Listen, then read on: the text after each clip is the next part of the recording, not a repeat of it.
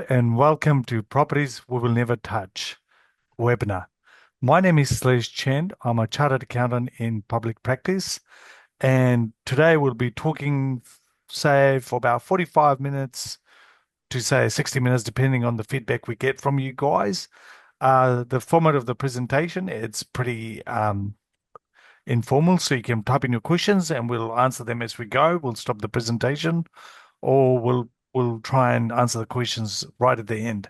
Um, this is not a presentation where we're telling you not to buy properties. We're just helping you with some ideas on what to look out for. And recently we did a presentation, and one of the questions I got asked was, what are some of the properties that you'd never touch, or you will not go near, or you'll probably decline, not buy them. So we've decided to present on this topic, and we'll give you examples of the properties we buy and the stuff we avoid as well. Hopefully, then Maggie and I will make the next 60 minutes or so entertaining for you. Before I proceed any further, team, I just want to make sure that none of us, then Maggie or I, are financial advisors. We are chartered accountants. We only provide accounting advice and we help you do due diligence with your property investing. So, like I said, I'm a chartered accountant in public practice. I'm a partner here at GRA for the last 18 years or so. I've also got experience in property and business accounting. I'm also an active property investor, so I buy and hold properties for long-term growth. I do property trading where you buy, do up, and sell them for profit, and I do land banking assets as well. This is where you buy properties with big land and you can subdivide and put 6 or 7 houses, things like that. Um, Currently, in our whole portfolio, we have just over 80 properties. These are our long-term holds, sorry, 60 properties. And we are currently in the process of building 18 more new housing. And Then here is our project manager, and he watches everything and makes sure all the projects are done and build a shop on site. Then is a well-known property investor, so I'll get him to talk about himself in a sec. So this is a snapshot of where I started in my life with properties. In 2007, I finished studying as a graduate. I had about, I think about 30 grand student loan, and I borrowed $16,000 to buy a black Ford Falcon because I live out west. So you could have, a black Ford Falcon. Now I borrowed another $1,000 to put the black mag wheels on.. So it was black on black. So that was my 2007. I thought I was pretty cool with 47 grand worth of debt. And then I bought my first property in 2010. That was my first investment property. I got into property investing. And then over the years, I've been aggressively buying properties. Um, I believe in properties. I believe in wealth made through property investing. And sometimes, you have to take risky decisions, but well planned decisions. As long as you make an informed decision, you do well. And today in the portfolio, we have over $50 million of properties. These properties are cash flow positive, right? I've been asked in the last 5 years, how are you surviving this high interest rate? To be honest, I didn't even feel like there was any sort of high interest rate because these are good performing properties. They're cash flow positive, they pay themselves off, and we've got cash sitting in the bank account. So that's the advantage of creating a portfolio that becomes cash flow positive. Now, it wasn't an easy ride to get here, but man, I enjoyed the ride. And if I could go back knowing what I know today, would I do the same thing again? No, I'll double or triple my investment. And I probably won't sell. I ended up selling a few properties. I probably won't sell some of the properties I sold. I'll probably hold on to them. And and something that I've learned, it's never too late to start.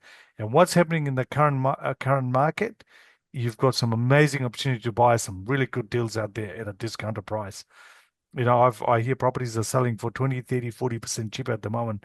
And Wellington is one area where if you are cashed up or you've got funding in place, you want to be in Wellington because they're 30 or 40% down on property prices. Now, here's a quick background on GRA and what we do. In case you don't know who we are and what we do, we're a bunch of tax consultants, so we give you tax advice. We are business advisors as well, so this is where we do your bookkeeping, your tax returns, your GST returns, compliance with ID, and all of that. We also have a division that do your insurance as well. They do your life insurance, your health insurance, and their risk. They call Risk Direct. It's got nothing to do with GRA, but they do handle all that for clients. Um, We also have Chris Pedersen Mortgages here to help you with mortgage or funding. Or you have your own mortgages. We're happy to use your own mortgage brokers. We also do property advisory and education. So this is where we teach you how to look for properties, what to buy, and things like that. And one of our biggest skills in the market, which I think is, probably GRA is well known for, is asset planning work, where we come up with ways to safeguard your business, your shares, your family home, and any other important assets you want to protect for your family. This is who we are, and this is the things we do. So we're good at what we do, and over the last 30 years or so, we've created ourselves a massive client base, and they respect us in terms of what we do, and we respect our clients as well. And something we like doing is educating our clients and keep sharing our information or things that we learn. We're all about wealth creation. Now, here's our friend Than. He's a dodgy property property You advisor call me now. dodgy, but then I look after all your projects. No, no, no. Than's actually good fun. He's funny, and I'm sure we'll talk about Than later more. But I'll get Than to do an introduction about himself. Thank you. I think you've already started that introduction for me. Good evening, all. Than Sundar. I've been with GRA for just over 7 years now. What I do here in the office, I talk to clients, look at due diligence for them, help them with running the numbers, even if they need experts helps or a trades person to come and look at the scope of work that needs to be done. So we sit down, look at the numbers in respect to what can we do to get the most out of the property. Uh, you know, Taking my experience through property trading and investing when I started in 2015, transferring the knowledge, the skill sets, and my mistakes that I've learned on the way, that so that the people or the clients that I deal with don't do those mistakes. So like a safety net, learning from what works and what doesn't work, and just passing on that knowledge. Mostly, I do help clients with assessment as well. With they're looking to buy a property, an investment property, or they're looking to buy a development site. They want to look at feasibility studies. What should they be paying for? All that stuff that's related to properties. We'll be happy to help. So that's a bit of a background on what I do here in the office. But most of the time, I'm out on the road, project managing, looking after the projects from start to finish. But yeah, anything property And related, and happy to Than help. Than is actually quite informative, guys. One of the most informative guys I've met is actually Than and Maggie. Very detailed, very thorough. They know the streets, they know what's happening, and they can give you very informed decision. I like to tease Than about being dodgy, but he's not. He's actually very informative. So it's internal joke we have on each other. Um, and the knowledge he has, the real estate agents. And if you talk to investors who have used services of Than and Maggie, they'll tell you how professional they are and how informative they are. Now, guys, we this is one of our slides where we, basically, if you are looking for a meeting with us, if you like to catch up with us, if you scan and fill out that form, that QR code, if you scan that, fill out the form, Amy will get in touch with you and organize a meeting. Now, you will get a free initial meeting if you're non-GRA clients, right? So that's worth 500 plus GST an hour for free. Um, Also, if you fill out the forms and if you want to meet with Than or Maggie, you can fill out the forms and request that meeting. They can help you analyze your current sites or other properties you have. Before I move to the next slide, one of the properties that we bought it, didn't realize that there was a power line next to it, and that's nearly cost us 400 grand to sort out. So you've got to watch things. It's not even the money, the 400 grand. It's the time we've spent, nearly 2 years of mucking around and getting pushed around, sleepless nights.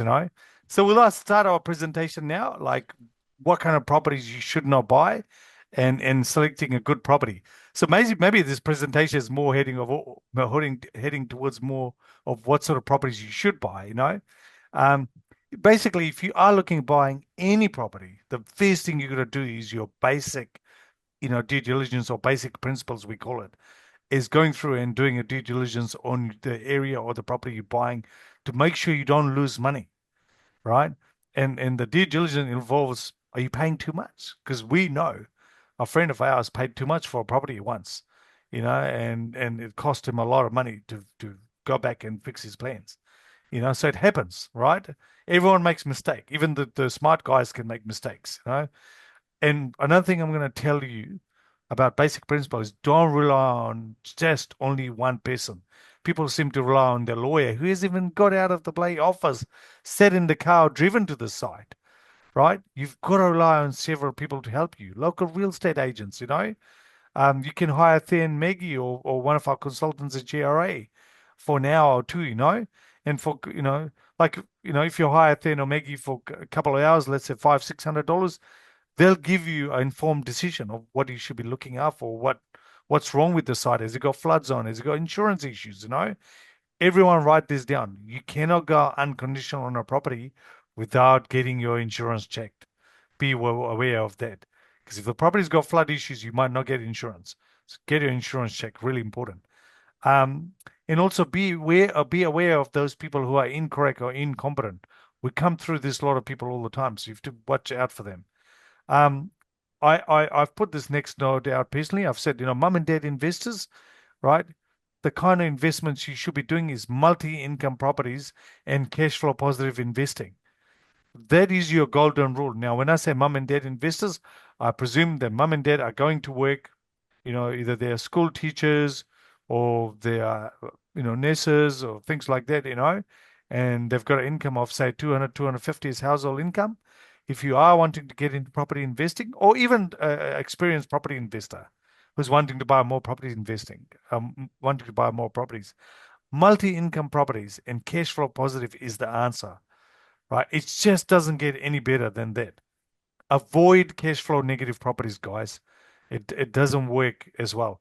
Now, I always get this. I've got mum and dad investors coming in, other investors coming. Oh, but my mate gone out bought this property and it was negative. Da da da. Never compare yourself to cashed up or cash rich investors who can take more risk. If you're cashed up, if you've got money in the bank account, if you're paying 450, 500 grand for properties out of Auckland cash, don't compare yourself to them because they'll be running a cash flow positive, right? Because they're paying cash. Whereas you need to be more careful buying multi-income, getting the portfolio to create cash flow and equity. What do you think of that, then? Do you think, um, Agree, agree. And to be honest, the good principles, a lot of them in the day and time that we live in could be done in front of your computer. 90%, 80% of the work can be done beforehand, you even looking at the property. And these are the skill sets that, we cover in property school. yeah, and this is I'll show you a very old example. The reason I want to show you this is because this is a property I bought in 2010. And I want to show you what it did for me over the last 16 years. I bought the property for 320 front house with the section at the back. I spent 290 renovating the front house and putting a second dwelling back 15 years ago. My total cost came at 610 and then revalued at 1.6. Back then, I thought that was over the top. Anyway, I made instant equity, allowed me to refinance and use the money. Doesn't matter if I can sell the property for 1.6 or not. I could use the equity, right? This property became cash flow positive, right? Over time, it's currently rented at $1,600 a week. Over time, it paid the debt off. It became, basically 16 years. It's paid itself off basically twice. It's gone in there and the amount of rent I'm getting out of the property. So the debt's been paid off, everything's paid off, and now our neighbors are subdividing. So it's now become a subdividable site. I can put 6 or 7 units here as well. But this is the example of cash flow, land banking, and that. Now, some people might go to me, well, we can't buy those kind of properties nowadays. Yes, you can. I've seen clients buy them. Then has been buying them, or Than is helping our clients buy them. This is a property that we bought recently as well. When I say recently, about 4 or 5 years ago, right on the top of the cycle. We paid 850 for this property in Rotorua. Sorry, we paid 550. 515, and we spent 35,000 on renovating. So total cost was 550, and then the market value came back at 850. We refinanced, used the equity, right? We were getting $67,000 in rent. After paying everything, we still cash flow positive 34,000. And if you look at the property, it's got a rear unit, front unit, it's got a big section. This kind of properties exist. You just have to go and look for them. And maybe in today's market, you'll pay extra 50 or 80 grand for these properties. And yes, it might need some renovation work done, But you want to grab onto properties that are multi-income, front unit, back unit.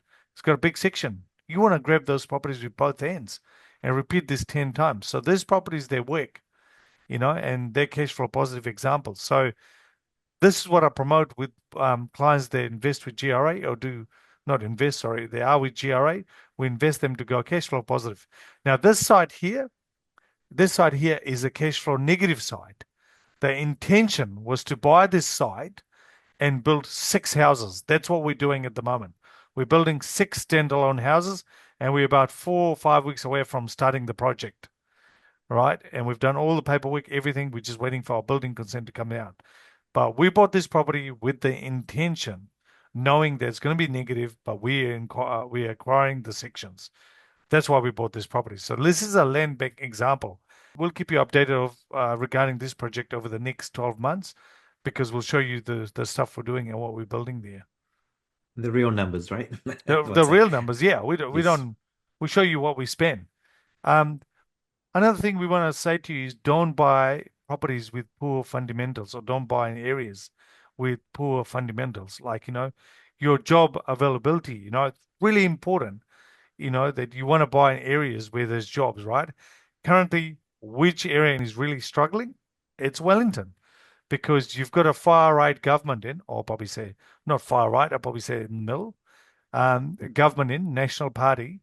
They're in, and the first thing they do is just sack the government servants. 8 or 10,000 or 15,000 government servants are sacked, right? Which means people lose their jobs. There's less demand for housing in that particular area. So Wellington is going through that problem. But I tell you, the best time to buy in Wellington is now. It's 30 or 40% down. You know, that's where you buy. It's still a big city. It's going to come back right because we need employees. Those people who are becoming unemployed in Wellington, they're not going to move out of Wellington because they can't move to Auckland. Auckland's very expensive, right? So they are going to stay in Wellington. Income levels as well. You want to be in areas where people have good income levels. Something I've noticed lately is income in small towns are growing quite a bit. And we do a lot of investing in Rotorua. We know about people in Rotorua and things like that. So income levels are going up. You want to be in those areas as well. Like in Auckland, income levels are slightly higher than the rest of the country. Your housing availability, that's quite important as well. Are you buying in areas that they've got housing shortages, which means you can rent the properties out for higher rent, right? And we'll identify those areas later in our presentation. Demand for housing. So you got from tenants and buyers, massive demand. One thing we've noticed recently, we just listed our stock on the market, five townhouses that we've just finished, and we've got close to 10 offers on our property. That's in the last 7 days. It's going crazy. So what that shows is this particular property, we built it in New Lynn and it's in a good area. It's close to the train stations, close to people's employment, and schools. So people are wanting to buy. So those are the areas you want to hunt and buy your investment properties. Population growth or stability is important, to maintain demand in the future. That is so important. Again, going back to Wellington, look at what's happening. They've cut people's job out, and suddenly the rent is actually dropping quite a bit in Wellington, and some people are moving out, but a lot of people stay back, and they probably go on benefit. So these are your key fundamentals that you got to keep an eye on when buying properties, and obviously you don't want to be buying a do up in these areas because the problem is you don't have plenty of buyers, so you can end up spending a lot on your renovation. Now, housing demand, one of the fast growing population we see. Auckland suddenly has had a massive increase in population. We see a lot of people coming in Auckland, a lot of Kiwis returning back to Auckland and buying houses. We're seeing that now. And like I said, in the last 7 days, market shift. I reckon Auckland prices has gone up probably 25 grand in the last 7 days. It's actually gone crazy, and interest rates are coming down, which is a big tick. Interest rates were going up, but the banks have started reducing it. Hamilton has major crisis with properties as well. Rotorua has major crisis. The thing about Hamilton, Rotorua, Auckland, Whangarei, and Tauranga is that we have old stock, right? Houses that are expired, they need to be demolished. You've done 50, 60, 80 years on them. They're no longer properties that people want to live in. They're not desirable properties anymore. And to do a proper renovation on a bungalow, you look at $1 million as your renovation cost nowadays. So people are demolishing them and building new houses. Whangarei, major shortage of housing. Tauranga, exactly the same problem, major shortage of housing. So these are the kind of areas you want to study and buy your rental properties. And these areas will keep going up in price. Um, Demand for certain types of houses, like I personally look at anywhere in NZ now, people are demanding more small townhouses. And then, do you agree with me? People just want a house. Yeah, I agree with you. And speaking of demand and for smaller houses, we were talking to one of the social house provider and they needed 165 houses by the end of the year, and they only wanted 1 and 2 bedrooms. They Mm. didn't want larger homes. And so, knowing what the demands is with your building, or if you bought a house that you wanting to buy and something to rent for, that gives you a key insight in which area, what are the key aspects so that you buy the right product so that it could be rented or sold as quickly as possible. Yeah, and to be honest, townhouses is not for single people.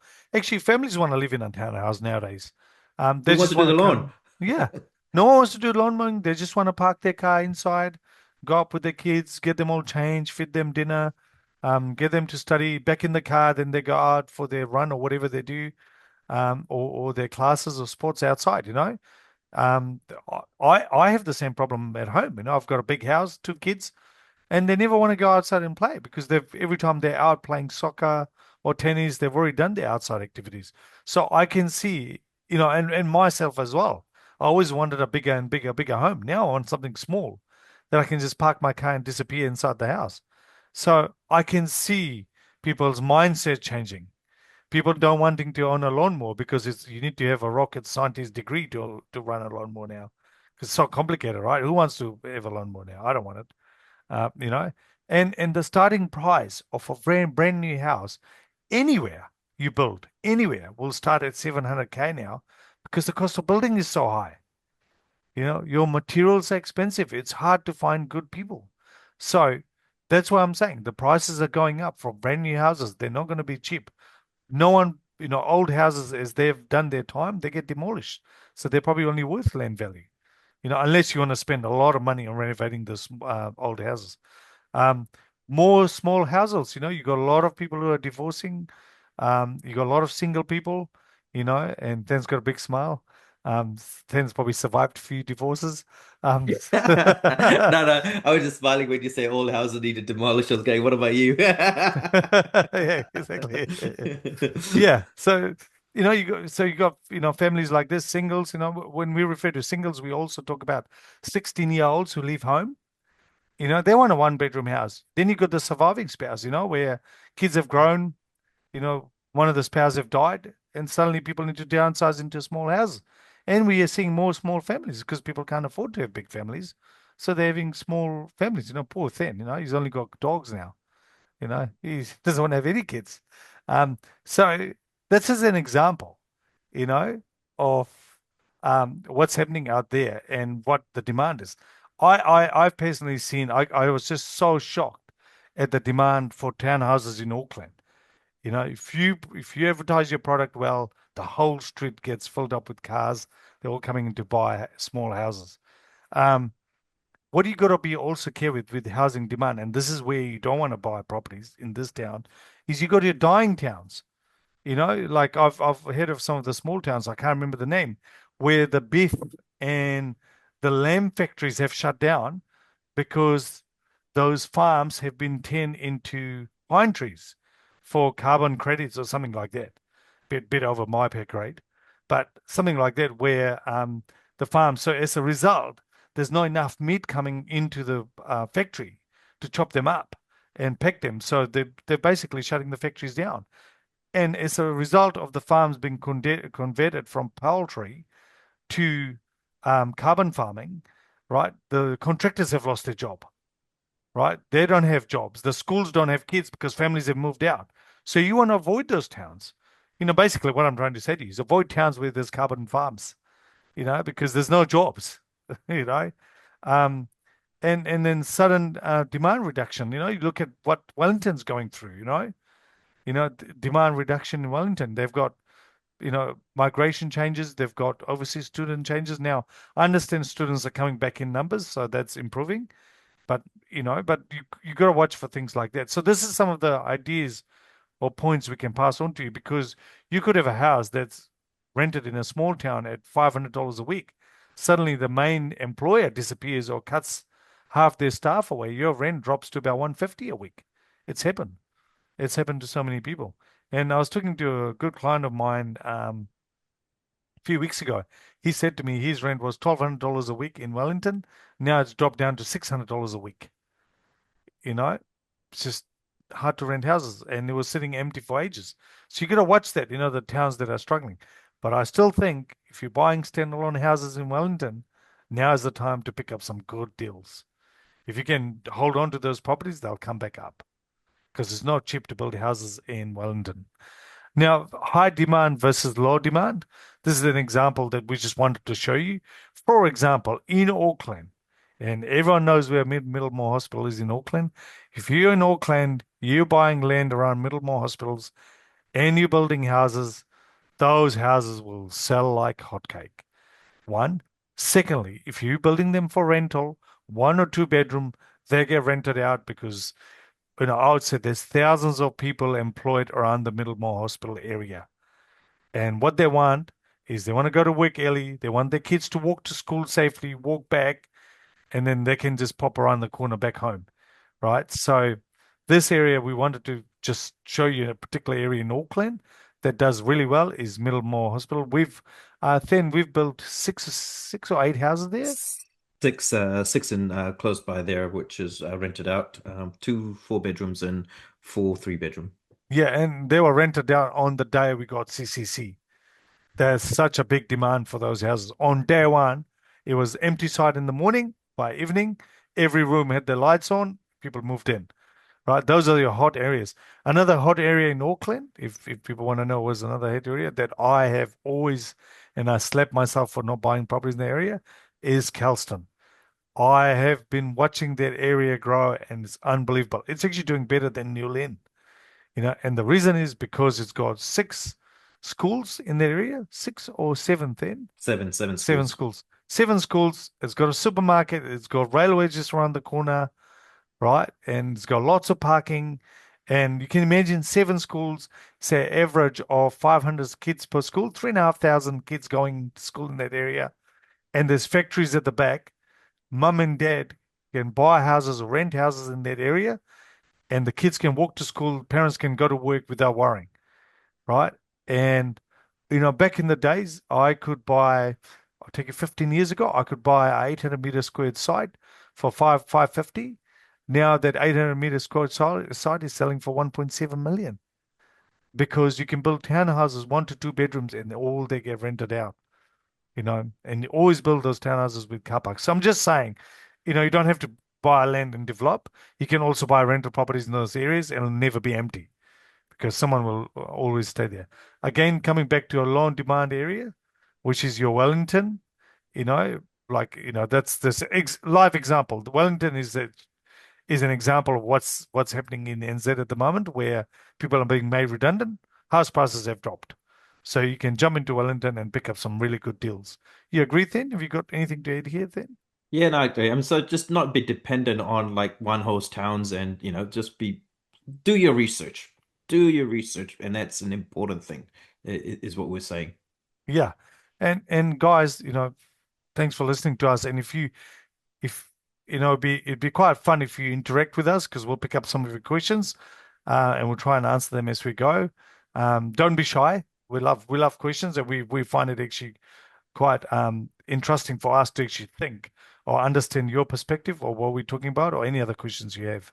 Um, so what to look out for, like when you're buying properties, what to look out for. You want to be in a, good quality area, like basically what we identify around schools, hospitals, there's a lot of parks for kids, employment opportunities, if you got, like I said, Middlemore, easily 1,000 people are employed, you've got employment there. Transport options, you got trains, you got buses, well, that's what people like. Good schools, people love good schools. And to be honest, I don't think it's even about good schools. If you're just next to a school, your properties are rented in and out. Hospitals and other service cares like Middlemore, and all range of services that's available. So look out for those things when you're buying investment properties. Those are your must.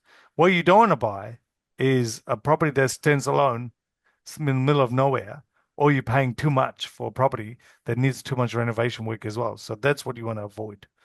Um, I guess the main thing is when you're looking at these fundamentals, one question I always might ask myself is, will I live here? Will I rent this place? And if you could look at yourself and say, yes, that works for me, then 9 out of 10 times it would work for someone else. But if you say, oh, no, man, the neighbor's dodgy, oh, this is that, oh, no, then that kind of answers the questions. Are the fundamentals that are there for you? yeah, I'll be worried staying next to Than. I mean, you're hardly in the office when Yeah. I'm there. So, well, one of the things we want to talk about is avoid dense social housing areas. Now, guys, when we talk about social housing tenants, we're not saying that they're bad people. I just want to make this clear. My property investing is based on social housing, right? I've been doing social housings for the last 16 years, and I've never come into trouble with my tenants or got into any sort of trouble. The worst tenant I have in my books at the moment is a non-social housing tenant, and he drives me crazy, right? And but there's nothing wrong with social housing tenants. What we're talking about is social housing areas, right? This is totally different to social housing tenants, because what happens is when you're in a social housing area, right, the whole street could be filled with social housing. So, for example, and we'll show you examples shortly, you could be, four houses, five houses, social housing, and then you own a rental property. What happens is your tenants will run away because all you need is one tenant to go rogue, right? One of the social housing tenants to go rogue, you will lose your tenants. So if you are buying in social housing areas, you basically are buying for cash flow, right? You're not buying for anything else. You're in there buying for cash flow. Um, that's really important. And also, we try and tell you to avoid areas where there's old state housing as well, or old state housing. You want to avoid those areas. State housing is a bit different to social housing as well. So state housing could be, you know, just basically rundown property and odd state house sitting there and kids coming to damage it every day because no one cares about it, right? You can use Relab or Property Guru to identify these areas, and you can ask the agents the question as well, right? Should I buy in this area or not? Here's an example that Maggie worked through and found for us. This was a Property Guru street siege. Only So three the private on owners. Sorry, Yeah, go sorry, on. I was going to add to that. Like, and worse with social housing is that if you have a social housing with an alley door next to it, and then it leads to a little park, that's the worst situation to be because the kids are hanging around, tagging, smoking weed, and drinking on the park. So, it's the stigma, it's just going to create a bad environment. Yeah, so yeah, I've seen it. That's why I'm saying Then stop talking about yourself then. it. No, to be honest, that is true because once you have an alleyway, actually the noise that it creates as well, so you end up losing your tenants, and the way to avoid alleyways is just grow big trees. You just grow it and then you avoid those, but it takes a few years to grow.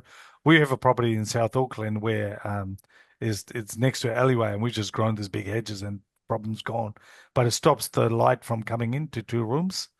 That's what it is. But again, guys, that's our point here is, you got three private owners in the entire street. So you want to question yourself and go, well, do I want to buy in the street? And the answer is yes.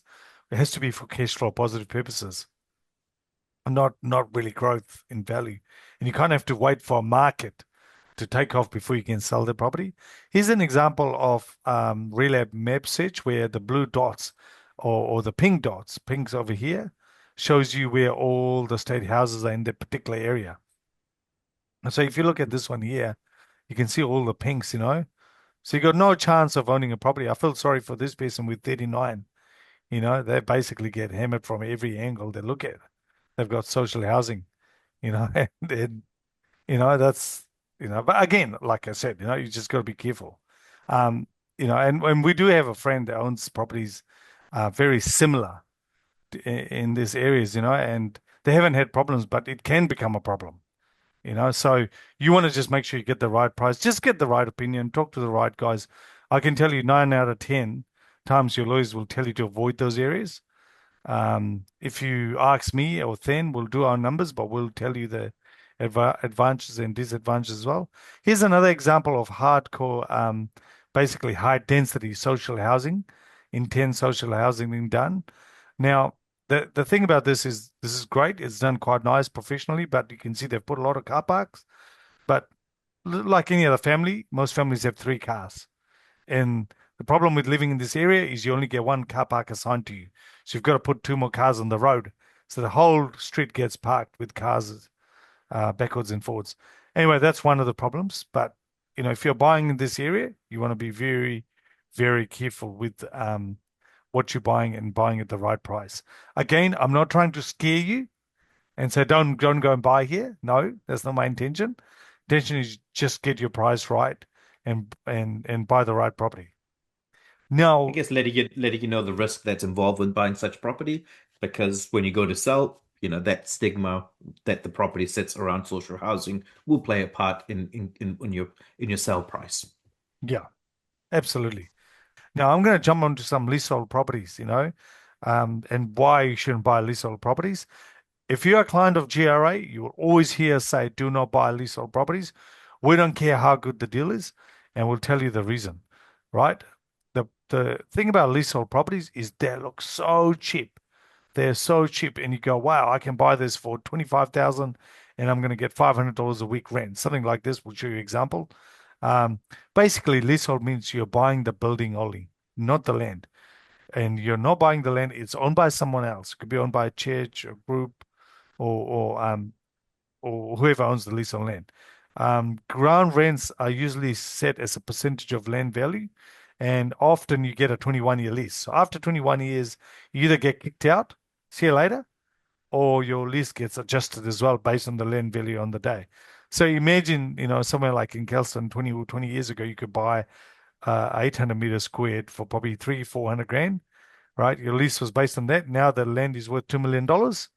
Suddenly you're in trouble with your lease costs because the property doesn't go up in value. So here's an example of a property that we know made it into the newspaper. Why do you pay 100,000 for a $2.5 million home? That was the ad. The rent was $10,000 per year. That's the leasehold land. The lease was for 21 years. As soon as the lease finished, the rent went up to 92,500 from So that's the la 10,000. that's the Yeah, land rent, just to be correct. clear. Yeah, your land rent. Yeah, that's gone up. So by 82,500 a year. So this particular guy who was living here decided to sell it. He couldn't even get buys at 100K asking price. Because why would someone buy it for 100,000 and then pay $100,000 a year to live in that house? Right? So what's this owner here just expected to walk away just like anyone else? They'll go, here's the keys, see you later, I'm out of here. Right? So you will lose your purchase price, you will get no capital growth, right?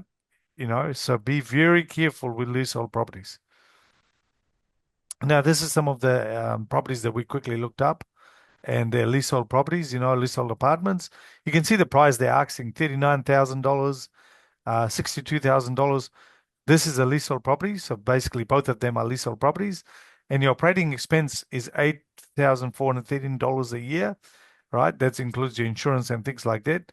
Now, your ground rent is $19,000, right? So add them together, basically you're paying $27,000 a year in your operating expense and ground lease. Now, a 1 bedroom or 2 bedroom in Auckland City rents for about $550, $600 a week. There's no way you can cover your costs. So all you're doing is working free for the landowners, right? Do not touch investments like this. You're better off, paying more and buying yourself a freehold property that goes up in value. One of the things that we want to make sure is our clients don't buy leaky buildings, and if they do, they know what they're buying, and they're buying it for the right price. Now, you got to understand, leaky building is not for everyone, right? A building like this, I wouldn't buy it, Than wouldn't buy it, Maggie wouldn't touch it, right? It's so expensive to rebuild a house like this. Then and I and Maggie have experience in doing leaky buildings. We've bought and sold leaky buildings, and we know what's the cost associated with doing leaky buildings, right? Now, what you got to understand about leaky homes, it's just not your monolithic sheet or plaster homes. It's any sort of cladding that can leak. You got weatherboard. You've got, if you've got old weatherboards with windows around it, those windows leak, right? So they leak. You got concrete buildings, they leak. If you run a moisture test, some of them leak as well. So it's not all plasterboards here. You also got your plaster homes from the 1940s to 1960s. They were built well with cavity system in place, right?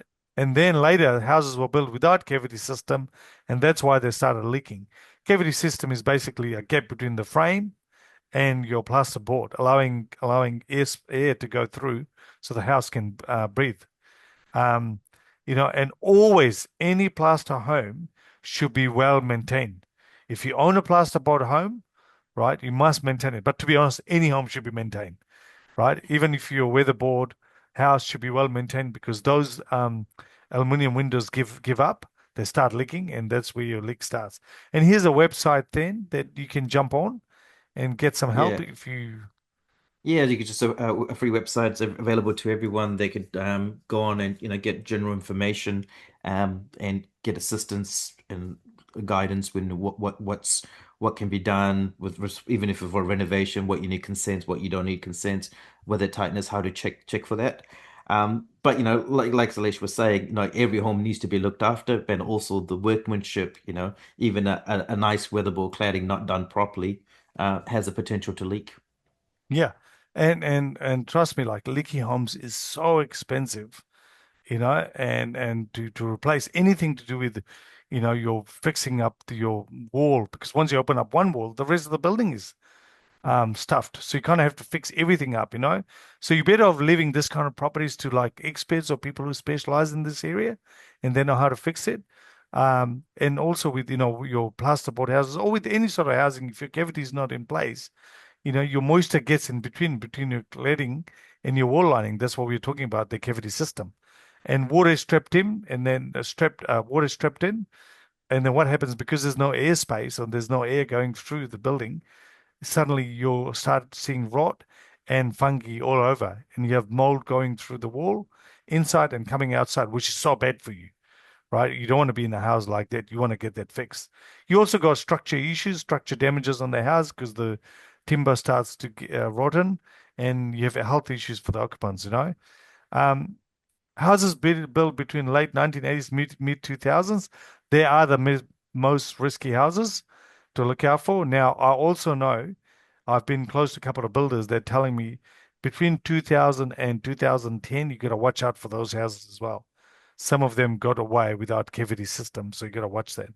Now, if you're buying a leaky home, you must check with your insurance company, because even though you might have an unconditional offer from the banks or a pre-approval, unconditional pre-approval, you cannot buy a house that you will not get insurance on, because your lending condition, even though it's unconditional, says you must get insurance before you draw your funds down.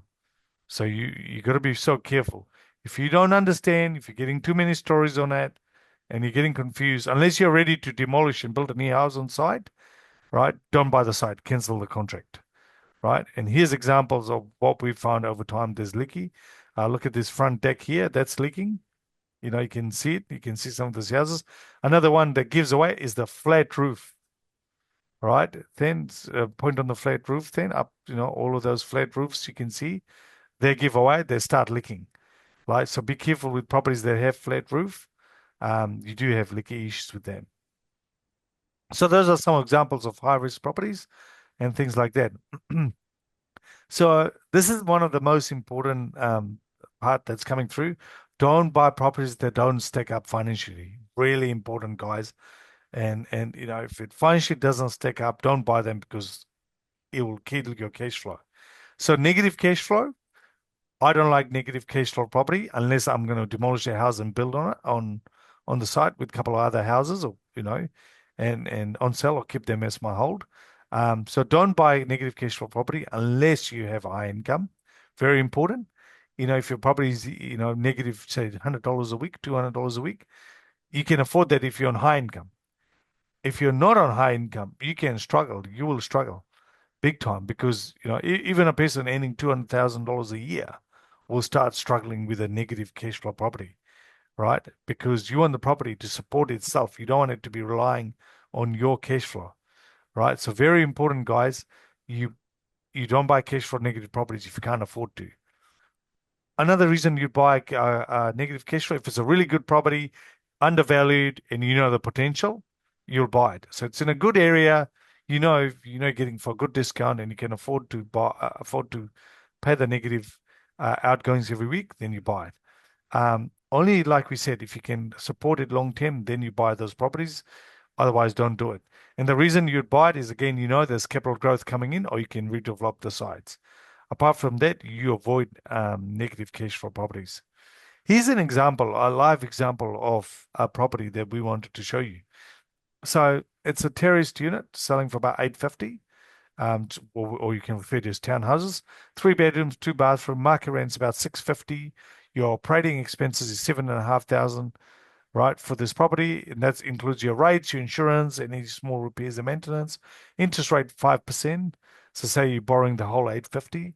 Your annual rent is $33,000 a year. That's what you're getting. Less your operating expenses, which is 7,500, that leaves you 26,300. But hold on, guys, we've got interest to pay. Once you take interest out, you're negative $16,200, right, a year. Now break it down to weekly top up. That's $312 that you need to earn after tax to top up your mortgage, right? So if you add tax to 3,112, it's probably costing you $450 a week before tax. But after tax top up is 312. Now, this example is based on interest only. Imagine if you had to reduce principal by 50 or $100 a week. Suddenly you are $412 a week cash flow negative. So you wouldn't buy this property as an investment property because I can't see the asset price of this property is going through the roof anytime soon, right? It might go up in value, but maybe slow. But you'd probably buy this as a family home, right? You'd buy this property as a family home. You wouldn't buy it as a rental investment, assuming that rent capital growth will come through, right? That's a side that we'll say no to. Would you agree, Then? 100%. I mean, investors, right? It's all numbers. That's Yeah, what matters to us. And if we have to fork out of our own pocket, then what does it leave for us? yeah. And this is probably a first home buyer stock, first home or people who are upgrading from a 1, 2 bedroom into a 3 bedroom. This stock is for them. And there's plenty of people like that who are looking for this kind of stock. But this stock is not for investors to rent because they can't afford it. And that's what we just want to emphasize on. Now, guys, I'm going to talk about GST as well, something that I've seen recently, and poor buyers are getting caught up with some GST stuff, which is quite dangerous. So be careful when you're dealing with GST registered entities, right? So if you're buying from a developer or you're buying from an entity, and in the sale and purchase agreement, they go, we are GST registered. Don't take it lightly, right? You've got to get an opinion on it. You've got to get a review. Because if you make a mistake, you can make a big mistake. In some cases, more than 200,000 it'll probably cost you to fix it. So if you're unsure, go to your lawyer, go to your accountant and get an opinion on it. It's easy to pass a GST obligation from a seller to a buyer, right? It'll be a very innocent mistake, but it'll be very, very expensive, right? So be very careful. I'm not going to explain how it works now because it's trust me, it's probably the book that puts you to sleep. That's what it is. So I'm not going to explain it. It's super boring, but it's super risky for you as well. So watch out. Even Thin and Maggie sometimes don't understand. They get confused. They come to me. I actually got confused with the contract later today, and I had to get a second opinion on it. It's so complicated. So, and GST risk is significant, right? So again, don't make assumption. Don't just go in with one opinion. Get a second opinion on it. Now, we also have situations where clients own rental properties or the clients buy houses to hold, and they've borrowed money as a long-term hold. Then they've gone, oh, no, we want to build now. So we're going to do a change of use and build houses to sell or to hold, right? More to sell if they're doing build to sell. Now you got to be careful claiming GST on the property because in your loan agreement it says you're not allowed to claim GST on the property, right? And if you don't follow the loan agreement, you claim the GST, and the bank finds that out. That's considered a default on your mortgage, and the banks can call up the loan, right? Because what you've done is you did not follow the banking covenant, which said you're not allowed to claim GST. So you always make sure you get approval from your bank before you claim GST on your property, right? From an accountant or from a tax consultant to a client, yes, yes, you can claim the GST. Go for it, mate. You know, but if you're breaking your banking covenants, by not informing them that you are claiming GST, they can call up the mortgage or they can mortgage sell you. They'll just give you like a 5 day notice. You have 5 days to repay the loan. Pay us the loan and move on. That's what they'll tell you. If you can't pay it, they'll mortgage sell you. So you're more than welcome to get a GST opinion from GRA. If you're not sure, if we spend half an hour on it, you get a bill for half an hour, let's say 250 or $300, just an example, right? But if we save you 300 grand, why not? Right? We save you all the hassle. So if you don't understand GST, you get confused, get a second opinion. So, guys, we're going to wrap up now. So, I would love if you start pushing your questions through. We're going to have Than and I read through the questions shortly and we'll also answer them. Now, guys, what I want to do is, and this is some of my recommendation, which I've kept saying throughout my years of presenting, and I'm going to say to everyone, don't do nothing. You got to act sooner, not later, if you want to create wealth. If you are in the process of creating wealth, get onto the wealth creation ladder. Go and hunt for deals. Wellington's a good market to buy in at the moment. Massive discount. Look into that, Rotorua is a good market to buy into. Very cheap properties to get into. And you get the same amount of rent as Auckland. Unbelievable. Don't use lack of time or fear as an excuse. Every time someone says they don't have time, I'm like, give me your phone. Let's look at your screen time. You can spend 4 or 5 hours a day watching whatever you do, right? I don't know about Than's phone, but just be careful. You know, I seen you swiping right on your phone. I don't know what you're on, but yeah. I can't swipe right. I only read all the emails. draw, draw yourself a timeline with targets. So where you are today, right? When I was 26, I drew myself a timeline there. 36, I wanted to own 10 properties paid off, right? And I drew myself a timeline. And at 30, at 33, I had 33 properties under my belt, right? Because I drew myself a timeline and I drew what I wanted in my life. And I fulfilled everything that I wanted in my life. I've done it. Now I think I've gone to the other extreme end of becoming stingy now. I don't know why. I have to like slap myself 10 times to say, wake up. Sometimes I start thinking about spending $2, you know, um, and surround yourself with the right people. Really important, guys. You surround yourself with the right people. I love property investors. I hang out with property investors, guys that's invested with me or have been together with me for the last 18 to 20 years are property investors, and they'll all tell you if you hold on to your property for more than 10 years, you create yourself a good portfolio you can retire on. But the rule is simple. Like KiwiSaver, you put money in every week. With an investment property, you pay off your debt because you want to control your destination, not the bank, right? That's what's the important part about property investing. Pay off your debts. Always, if you watch my presentation from 8 years ago with Than and Maggie, I've always said to investors, pay off your debt. Think long terms. Think long term when it comes to property investing. Not like share market, right? You put $100 in today, it's worth 150 tomorrow, then it drop back now. Share markets have dropped quite a bit. A lot of people are losing money lately in shares. They're not talking about it, right? Because it's a big yo-yo. It's going backwards now that the war is finished. The share prices are going backwards. Um, Guys, also I want to make sure that people know understand insurance. I'm just going to repeat myself again here. Make sure you check the insurance on your properties. You have the right cover on your family home. Remember, it's expensive to replace any home nowadays, anywhere in the country, right? It is expensive to replace anything on a family home or investment property.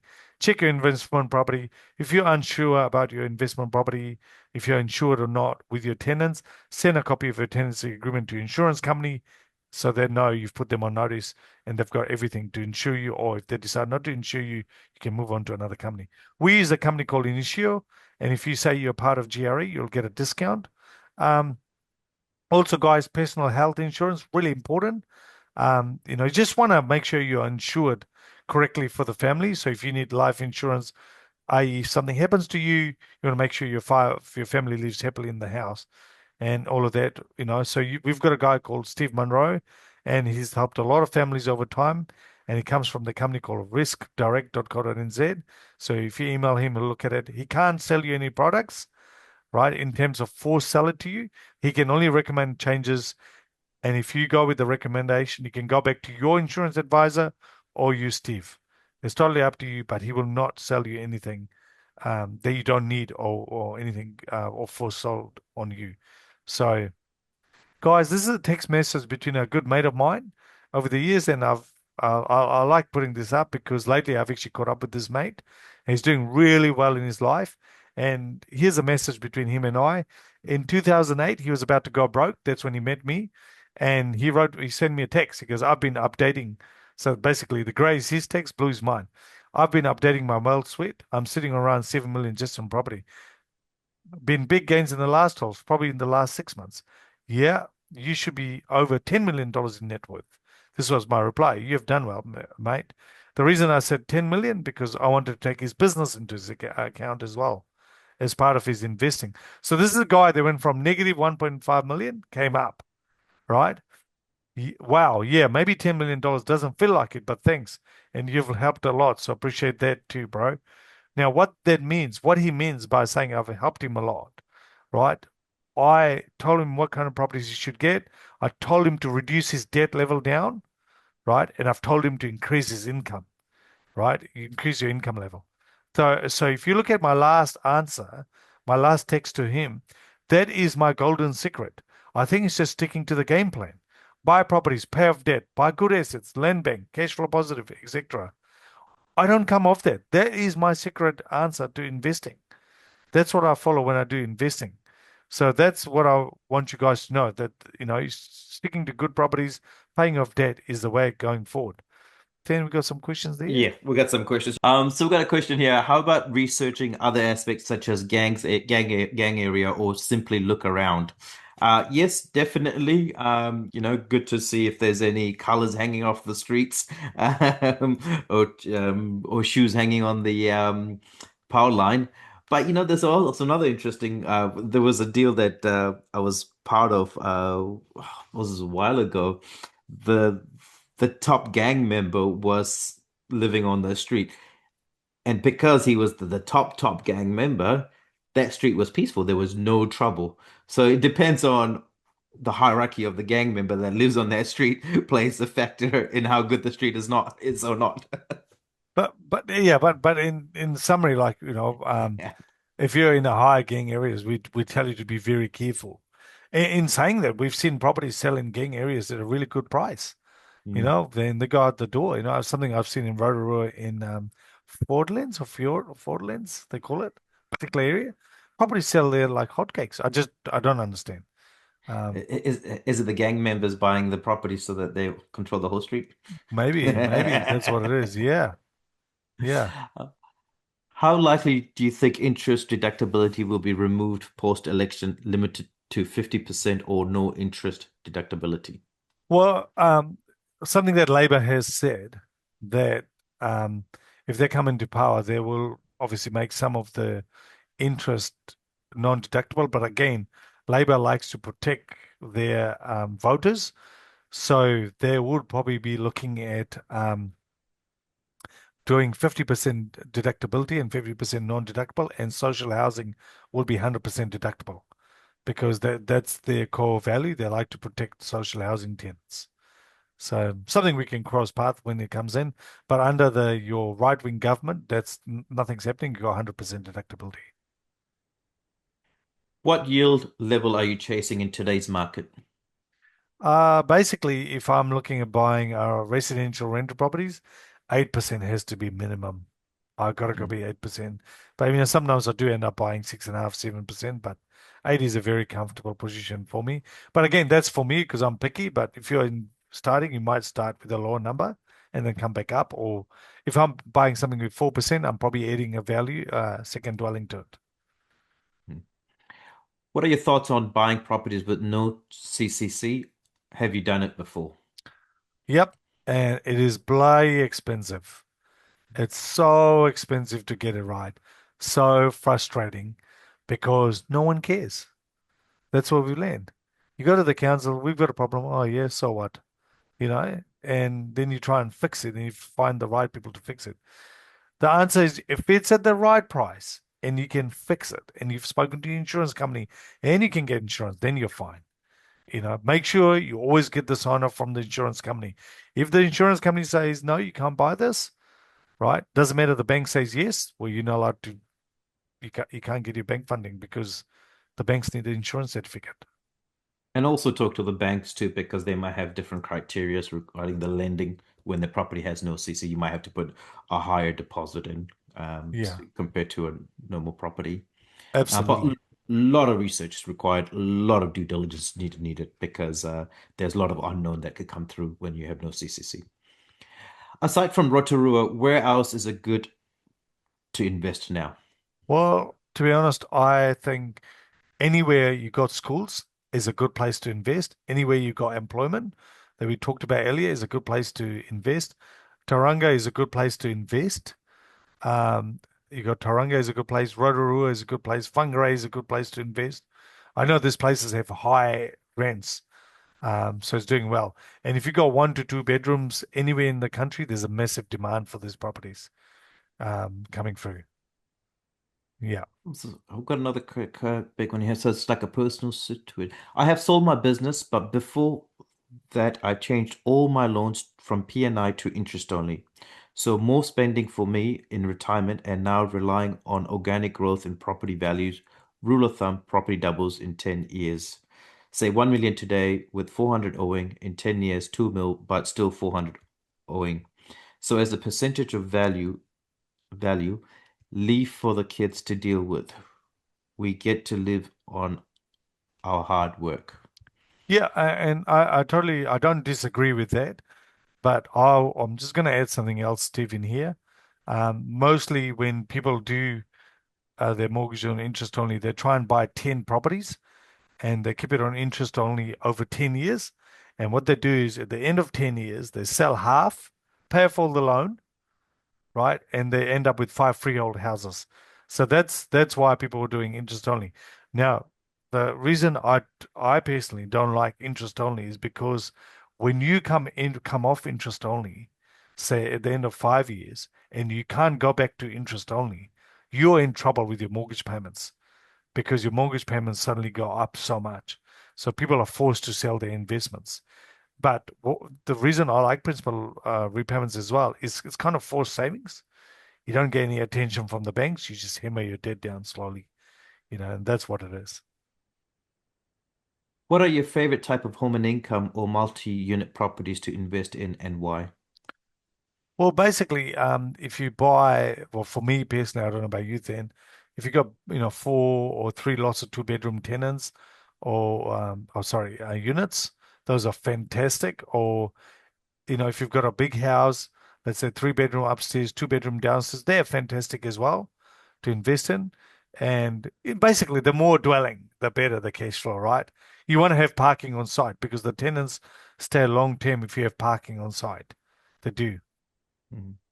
I mean, personally, for me, it's like similar to the one that you had, Sean, the one I have in New Lynn. It's just two separate dwelling, um, you know, separate car park, but also the little piece of land is there so that, should we want to develop that opportunity is there as well, or subdivide it and sell one off, pay down the debt on the other one, or keep one, or subdivide, sell both, cash up, and move on. So there's a lot of opportunities with home and income.